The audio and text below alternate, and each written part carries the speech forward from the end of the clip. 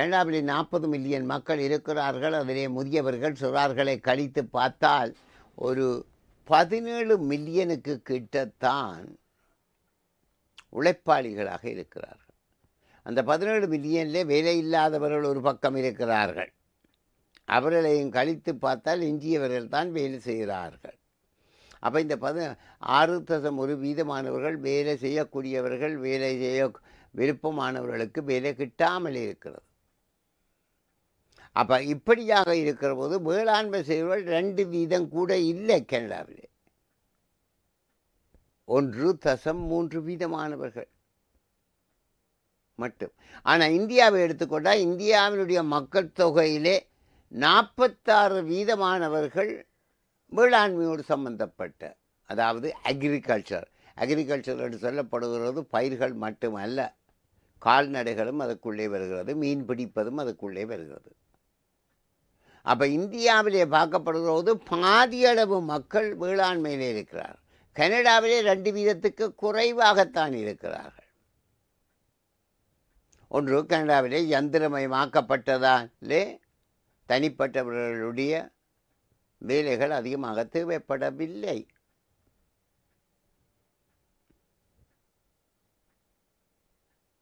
அப்படி இருக்கின்ற இந்த வகையில் வேளாண்மை என்று பார்க்கப்படுகிற போது உலக மக்களுடைய பசி பட்டினியை தீர்த்து கொள்வதற்காக இவர்களுடைய ப்ரொடக்ஷன் மிகவும் தேவைப்பட்டு கொண்டு இருக்கிறது என்பதை இன்னொரு பக்கத்திலே பார்க்கலாம். ஆனால் விளைநிலங்கள் சில நகராக்கம் வருகிற போது அந்த நிலங்களிலே கட்டிடங்கள் கட்டப்பட்டு வருகின்றன.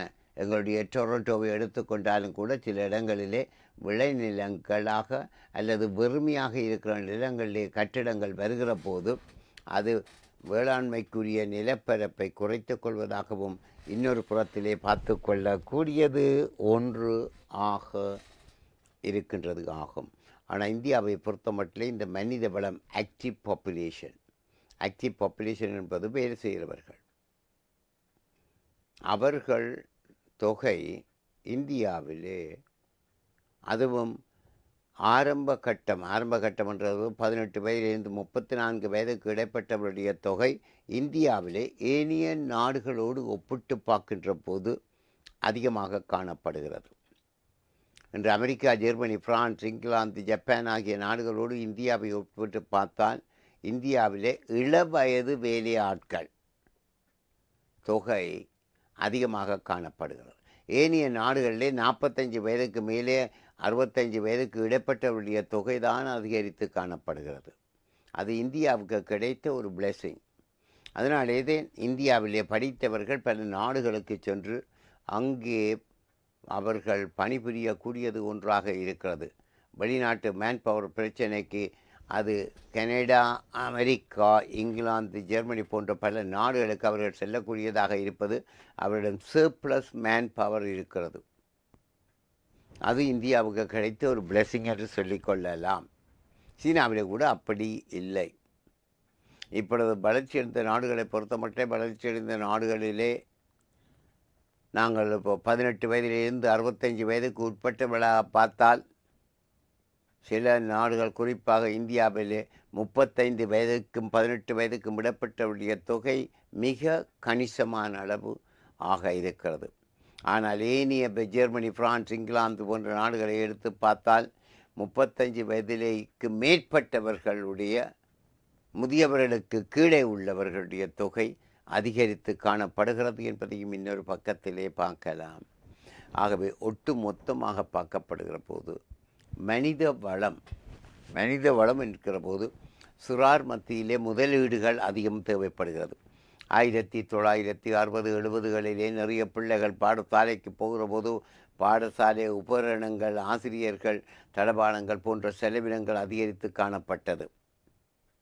அதுக்கு 2 காரணம். ஒன்று, முன்னர் கிராமப்புற பிள்ளைகள் பாடசாலைக்கு போவதில்லை. அப்பா அம்மாவோடு அவர்கள் காணியிலே போய் வேலை செய்கிறார்கள், ஆடு மாடுகளை மேய்த்து கொண்டிருந்தார்கள்.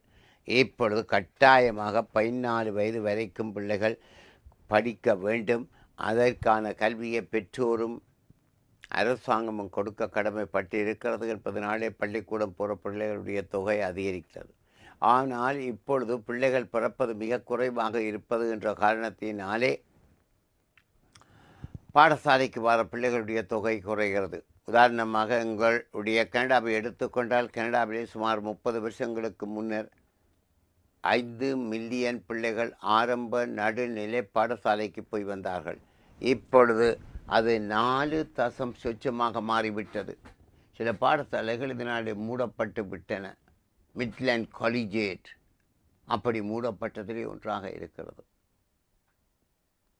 ஆகவே சிறார்களுக்கான செலவினங்கள், கல்வி செலவினங்கள் குறைகிறது. முதியவர்களை பொறுத்த மட்டிலும் கூட இந்த 2வது உலக மகாயுத்தம் 1945ஆம் ஆண்டு நிறைவான பின்னர் படிப்படியாக 60களிலே பெற்றெடுக்கப்பட்ட பிள்ளைகள் இப்பொழுது முதியவர்களாக வருகிறார்கள். அந்த முதியவர்களும் மடிந்து போய் அவர்களுடைய தொகையிலும் ஒரு சின்ன இறக்கம் காணப்படுகின்றது.